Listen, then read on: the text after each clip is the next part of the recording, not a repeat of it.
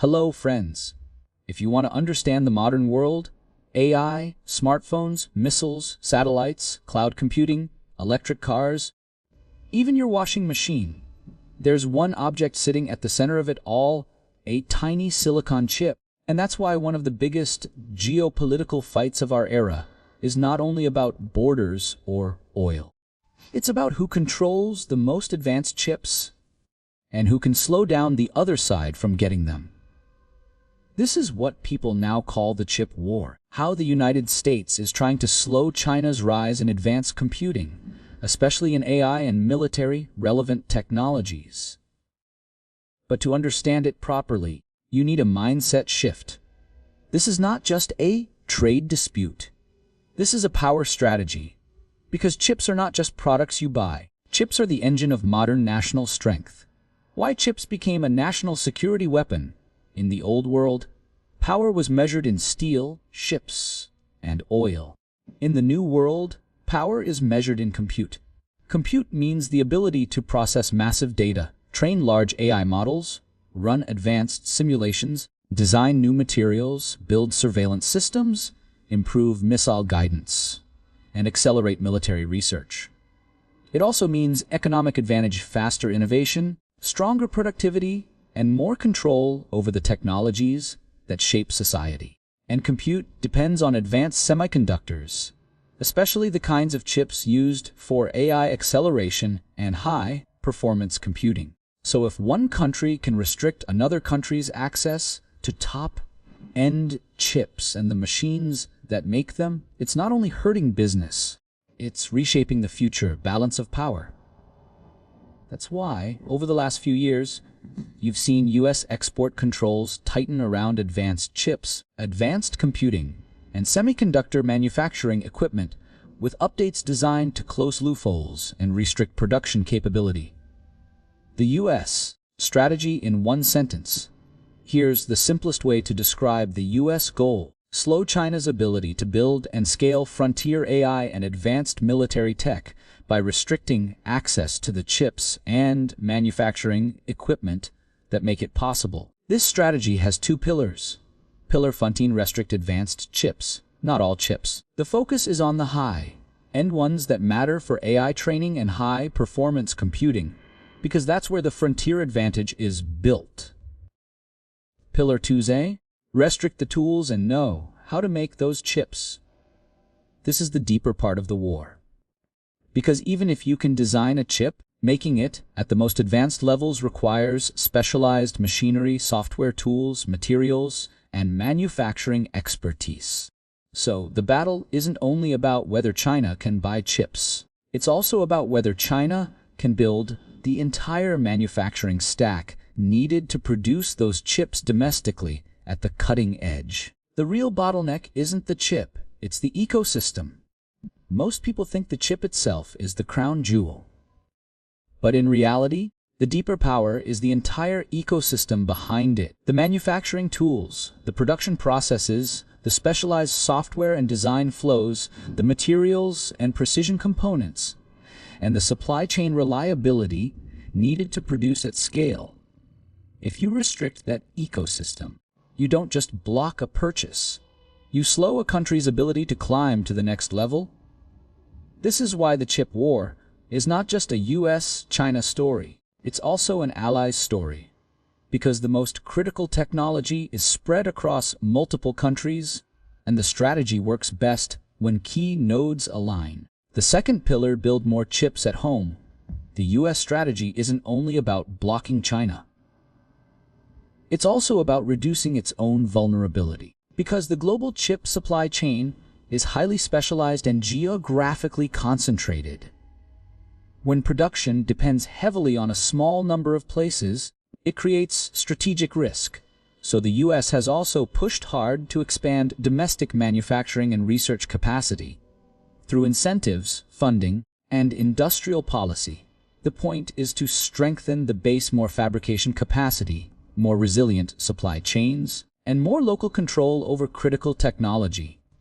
Think of the overall approach as slow the competitor at the frontier, strengthen your own foundation, and keep allies aligned where possible. China's response. Counter, leverage, and self-reliance. Now here's where the chessboard becomes more complex. China is not powerless. It has leverage in parts of the supply chain, and it can respond in multiple ways, pushing self-reliance faster, investing heavily in domestic chip ecosystems, using control over certain materials as bargaining power, and reorganizing supply chains to reduce vulnerability. So the chip war doesn't stay inside semiconductors. It expands into a broader tech supply chain competition. The question that matters? At the end of the day, the real question is not, can the U.S. stop China forever? The real question is, can the U.S. slow China long enough at the frontier to preserve a strategic lead in AI and advanced computing? Because in geopolitics, time is power. Time shapes who reaches the next breakthrough first. Time shapes military capability. Time shapes economic dominance. We saw why chips have become a national security weapon. Now, let's make the battlefield simple. What counts as an advanced chip in this war? And how does the U.S. try to slow China without firing a single shot? The chip war is built on two bottlenecks. One is the chip itself. The other is the ability to manufacture advanced chips reliably at scale. The two bottlenecks. Chips and the machines that make chips. When people hear chip restrictions, they imagine the U.S. blocking shipments of a few products. But the deeper strategy is about the manufacturing stack. Because designing a chip is not enough. Produce top-level chips you need extremely advanced lithography and manufacturing tools, precision inspection and metrology systems, specialized materials and chemical processes, and software that controls design and production. In other words, to make advanced chips, you need an entire industrial ecosystem that is both rare and extremely difficult to replicate quickly. That's why many U.S. controls target not only advanced computing chips, but also chip-making equipment and production capability. Why AI chips are the main battlefield. In earlier eras, tech competition was about consumer products. Today, it's about AI scale. Who can train larger models faster? Who can run massive data centers more efficiently? Who can simulate advanced systems and accelerate military research? These advantages depend heavily on high-end AI accelerators and the systems around them, fast memory, interconnects, and large-scale compute clusters. So, restrictions focus on the frontier chips that enable large-scale AI, because that's where the strategic gap can be shaped. Even if China can still build plenty of consumer devices, the goal is to slow the cutting edge of AI compute and advanced military-relevant computing. 3. How export controls create friction now. How does the U.S. actually apply this strategy? The simplest way is this. Export controls attempt to restrict who can buy, who can sell, and who can transfer sensitive technology. That can apply to advanced chips, advanced manufacturing tools, certain software used for chip design and production, and services that enable advanced production or deployment. The result is not a total wall. It's a selective gate around the frontier. The aim is to make China's path to the highest level slower and more expensive. 4. Why allies matter in a global supply chain. Here's the key problem for any export control strategy. The semiconductor supply chain is global and specialized. Different parts of the ecosystem are dominated by different countries. If the U.S. restricts something, but an equivalent pathway remains open elsewhere, controls weaken. That's why the chip war is also a diplomacy war. The U.S. pushes coordination with allies who hold critical parts of the chipmaking toolchain and supply chain. When key nodes align, enforcement becomes stronger. When key nodes don't align, loopholes appear and restrictions become less effective. So, allies matter not for symbolism, but for the math of supply chains. 5. The domestic pillar, building chips at home. The second part of U.S. strategy is resilience. The U.S. also wants to reduce dependence on fragile global supply chains by building more chip capacity at home through industrial policy, incentives, and investments in manufacturing and research. The idea is simply, if chips are a strategic resource, then a country wants more domestic control over that resource. This is why you see big announcements about new semiconductor investment and capacity building. It's not only business, it's strategy. 6. China's counter moves materials and self-reliance. China's response includes building domestic capability faster, but also using leverage where it can, especially in certain materials and parts of the supply chain. So the chip war expands into a broader contest over inputs, components, and strategic dependencies. This is where things can become unstable. Each side tries to reduce dependence on the other, which pushes the global system toward fragmentation. Where this is going, now we have the map: advanced AI chips, frontier compute advantage, chipmaking tools and ecosystem, long-term production advantage, allies, enforcement strength, domestic manufacturing, resilience, materials to counter leverage and pressure. We mapped the battlefield: advanced AI chips, the manufacturing toolchain, allied alignment, domestic capacity building, and China's counter leverage. Now we reach the hardest question: does this strategy actually work? Can export controls really slow China's rise in advanced computing? Or do they simply create disruption, motivate China to innovate faster, and fracture the global tech economy? The answer is not a simple yes or no. It's a trade-off, and the most important distinction is between two goals: stopping China permanently versus slowing China at the frontier long enough to preserve advantage. Realistically, the chip war is not about freezing China forever. It's about slowing the cutting edge, especially in AI, compute, and advanced manufacturing. Want? Export controls can be effective at the frontier. Export controls can create real friction at the top end because cutting-edge chips and manufacturing tools are hard to substitute quickly. Frontier AI progress depends on access to high-end accelerators, large clusters with reliable upgrades, advanced memory and fast interconnects, and the ability to keep scaling over time. If access becomes constrained, scaling becomes harder and more expensive. That can slow the speed of frontier AI deployment. This is where the strategy has its strongest effect, at the top of the pyramid. 2. But global supply chains create loopholes. The problem is that the tech world is global. Whenever restrictions appear, supply chains search for workarounds, rerouting through third countries, gray market resale, product redesigns that fit under thresholds, alternative service pathways that deliver compute without shipping hardware. That's why restrictions keep getting updated. Policymakers try to close loopholes as they appear. So export controls aren't a one-time wall. They are an ongoing contest between policy and adaptation. 3. China can still progress with less than frontier hardware. Another key point: not every AI application needs the newest chips. A lot of AI progress comes from efficiency improvements, better algorithms, smarter training methods, and optimized deployment. Even with older hardware, serious AI capability can grow. So controls may slow the absolute frontier, but they don't stop the broader AI ecosystem from improving. This is why slowing is the more accurate goal. 4. The real battlefield is time. The long-term question becomes, how much time does the US buy?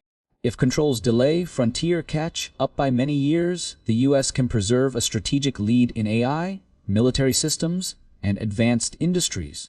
If controls only slow China briefly, the world gets disruption without lasting advantage.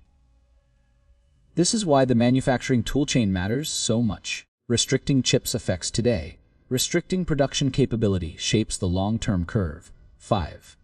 There are costs for US and allied companies too. Restrictions can reduce revenue for firms selling chips and tools. Because China is a large market, less revenue can mean less investment capacity, which can affect innovation and long-term competitiveness. Companies also face uncertainty. Product roadmaps and market strategies must adapt to policy shifts. So the strategy always balances security goals against economic and innovation costs. 6. China's counter. Leverage increases global risk. China's response can include restrictions on certain materials or components where it has leverage. Even when those moves don't fully negate chip controls, they can raise costs and increase uncertainty across the global tech supply chain. That creates a feedback loop. Each side tries to reduce dependence, which pushes the world toward fragmentation. 7. The likely long-term outcome. Two tech stacks. If this continues, the world gradually divides into two ecosystems, a US-aligned tech stack and a China-aligned tech stack, not overnight, but step by step, through investment, standards, supply chain shifts, and security policies. This is the most important consequence of the chip war. It isn't just about who gets chips today. It's about whether the global tech system stays integrated or splits into competing blocks. Now we answer the final question: where is this headed? This chip war is not a single policy fight. It's a long-term competition over the foundation of modern power. So the future will likely follow one of three paths. Future 1T, the tightening spiral. In this future, export controls keep expanding year after year. The pattern repeats: rules tighten, companies redesign, loopholes appear, governments close loopholes, and rules tighten again. This creates permanent uncertainty for the tech industry. It also pushes China to invest harder in self-reliance, even if it costs more and runs less efficiently in the short term. The global supply chain becomes more expensive because security first, redundancy replaces efficiency first, globalization. In this future, you don't see one dramatic break. You see steady friction rising. Future 20 managed competition. This is the most stable scenario.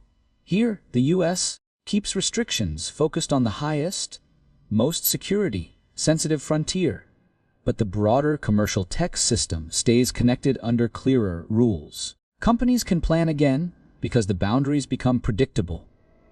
China still advances, but a frontier gap remains in the most advanced AI, compute, and manufacturing. This is not friendship. It's competition with boundaries. This future requires something difficult, both sides accepting that they cannot have everything they want, but they can avoid maximum chaos. Future 3. Full tech decoupling. This is the most dramatic future, and it can happen slowly without one big announcement. In this future, the world splits into two technology ecosystems, a US-aligned stack and a China-aligned stack. Companies increasingly build separate product lines, separate supply chains, and separate standards for different markets. Smaller countries get squeezed as they are pressured to align with one ecosystem or the other. Innovation becomes duplicated. Costs rise. Interoperability becomes harder, but both sides gain more independence from each other. This is the future where the chip war becomes permanent, not as a policy, but as a structure. What this means for normal people now, let's bring it back to daily life.